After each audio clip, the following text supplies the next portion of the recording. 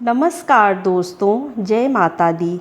2024 में देव उठनी एकादशी 12 नवंबर दिन मंगलवार को मनाया जाएगा।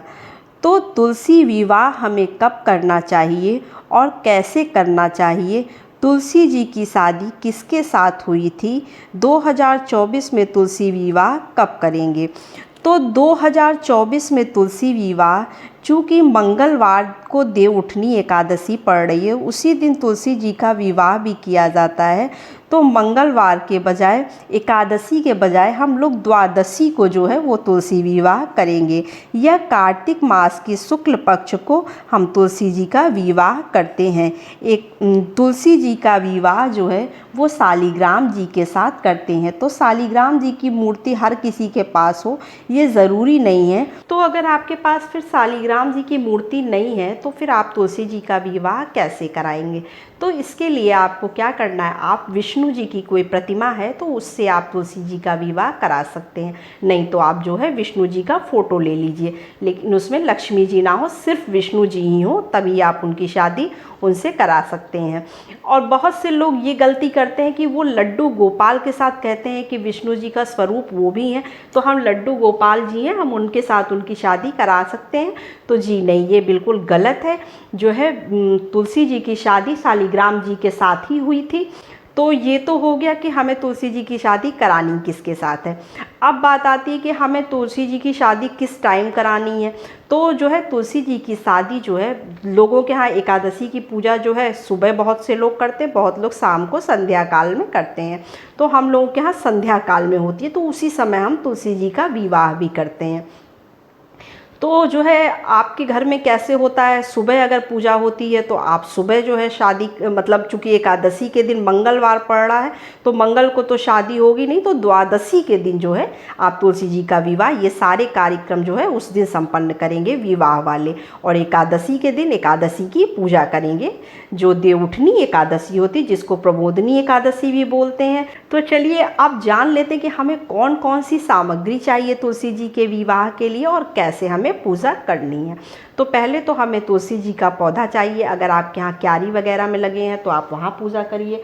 अगर आपके यहाँ गमले में लगी हुई हैं तुलसी जी तो आप गमले को जो है गमले के आसपास साफ सफाई पानी का छिड़काव करके कर लीजिए, गोबर से या मिट्टी से वहाँ पर लेपन कर दीजिए। उसके बाद जो है क्या करना है, वहाँ पे आपको जो है ऐपन से जो है चौक बनाना है। तो ऐपन से चौक, ऐपन कैसे बनता है, बहुत मैंने कई सारी वीडियो में बताया है। तो आप आटे और हल्दी का घोल बनाकर उससे आप जो है ऐपन बनाकर चौक बना सकते हैं। और अगर नहीं तो फिर आप चावल और जो है हल्दी को मिलाकर भी ऐपन बना सकते हैं। इस तरह से आप जो है ऐपन बना लीजिए, उससे चौक बना दीजिए। वहाँ पर लेपन करने के बाद तुलसी जी के पौधे को वहाँ विराजमान मतलब रख दीजिए। उसके बाद बगल में एक छोटी सी चौकी लगाइए जिस पर आपको विष्णु जी को विराजमान कराना है। उस पर लाल या पीले रंग का वस्त्र बिछाइएगा। उसके बाद फूल बिछाकर आप उस पर जो है विष्णु जी को विराजमान कराइए। तुलसी जी का आप क्वैछा कैसे भरेंगे, ये भी बात आती है। तो तुलसी जी का क्वैछा भरने के लिए आपको एक पीले रंग का या लाल रंग का कपड़ा लेना है। तो पीला हो तो ज़्यादा अच्छा है।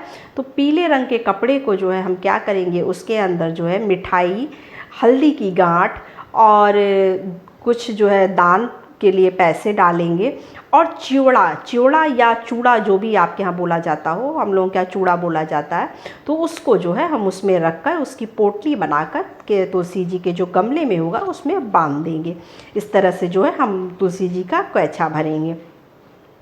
तुलसी जी के पेड़ को जो है, जो हम ऐपन बनाए रहेंगे, उसको हल्दी से पूरा लेपन करेंगे। कहते हैं कि लड़कियों की जब शादी होती है तो उसमें जो है हल्दी लगाया जाता है, हल्दी चढ़ाया जाता है। तो आप इस तरह से तुलसी जी को हल्दी चढ़ाइएगा, ऐपन लगा दीजिएगा पूरे गमले पर। इस तरह से जो है तुलसी जी को हल्दी से जो है पूरा सजा दीजिएगा। उसके बाद जो है विष्णु जी के जो बगल में जो आप चौकी लगाएं उस पर आप पीले रंग का वस्त्र बिछाकर विष्णु जी को विराजमान कराइए। एक पीला कपड़ा चढ़ाइए, जनेऊ चढ़ाइए। और उसके बाद जो है आपको क्या करना है, तुलसी जी को एक लाल चुनरी चढ़ानी है, नई। अगर आप साड़ी भी रखे हैं तो आप नई साड़ी भी चढ़ा चढ़ा सकते हैं। उसके बाद उनको श्रृंगार का सामान चढ़ाना है। श्रृंगार के सामान में चूड़ी, बिंदी, सिंदूर, आलता, इतनी चीज़ें होनी तो बिल्कुल ज़रूरी हैं, कंपल्सरी हैं। इसके अलावा आप और कुछ भी चढ़ा सकते हैं। तो यथा सामर्थ्य आपके पास जगह है तो आप बहुत कुछ चढ़ा सकते हैं, 16 श्रृंगार का सामान चढ़ा सकते हैं। अगर आपके पास नहीं है तो आप इतना तो ज़रूर चढ़ाइएगा तुलसी जी के विवाह में। उसके बाद हमें क्या करना है, तुलसी जी के जो पेड़ के जो पत्ते हैं उस पर जो है हम 11 बार जो है ऐपन से 11 पत्तियों पर टीका करेंगे। उसके जो है डालियों पर करेंगे। उसके बाद उस पर रोली से टीका करेंगे, हम चुंदरी उड़ाएंगे।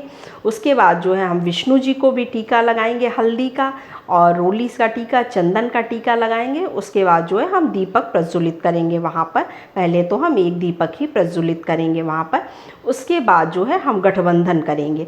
अब गठबंधन कैसे करेंगे, तो पीला कपड़ा चाहिए उसके लिए भी आपको, या तो आप पीले कपड़े से गठबंधन कीजिए। अगर पीला कपड़ा नहीं है तो आप कलावे से भी गठबंधन कर सकते हैं। आप कलावे से जो है गठबंधन विष्णु जी का और तुलसी जी का जो है गठबंधन करेंगे शादी के समय। इस तरह से जो है हम तुलसी जी का विवाह संपन्न कराएंगे। उसके बाद हमें तुलसी जी की आरती करनी है। उस दिन तुलसी जी की ही आरती की जाती है, तो तुलसी जी की हम आरती करेंगे।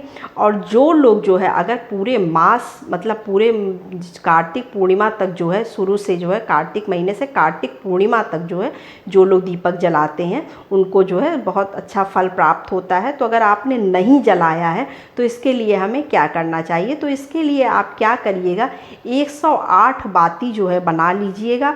108 बाती बनाकर 108 दीपक हमें जलाने हैं। तो 108 दीपक तो जलाना थोड़ा मुश्किल हो जाता है, तो आप क्या करिएगा, या तो कच्चा धागा कच्चा सूत आता है, कच्चे सूत को ऐसे फिंगर्स पे लपेट लीजिएगा, उसको कट कर लीजिएगा और 108 बातियाँ गिन लीजिएगा। उसके बाद एक ही दीपक में जो है आप उसको सारी बातियों को एक साथ लगाकर और घी भरकर जला दीजिएगा।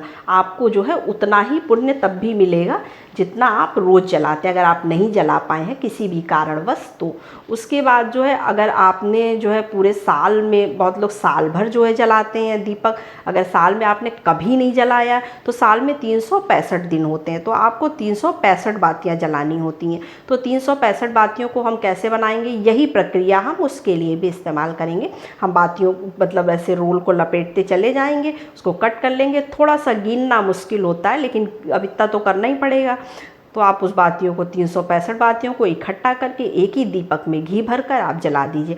या तो आप देसी घी का दीपक जलाइए या तो तिल के तेल का दीपक जलाइए। कड़ू के तेल का दीपक नहीं जलाया जाता है, हम लोग तो नहीं जलाते हैं। अब बाकी लोगों के अगर जलाया जाता है तो आप देख लेंगे। तो इस तरह से जो है हम तुलसी जी का विवाह विष्णु जी के साथ संपन्न करेंगे।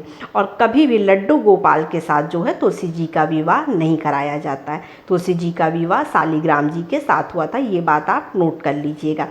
तो इस तरह से हम विवाह संपन्न करेंगे। देव उठनी एकादशी के दिन चूँकि मंगल पड़ रहा है तो हम द्वादशी के दिन करेंगे। इस तरह से जो इस विधि से इस तरह से जो पूजा करता है उसको पूर्ण फल प्राप्त होता है और माता लक्ष्मी की कृपा उसके घर में हमेशा बनी रहती है।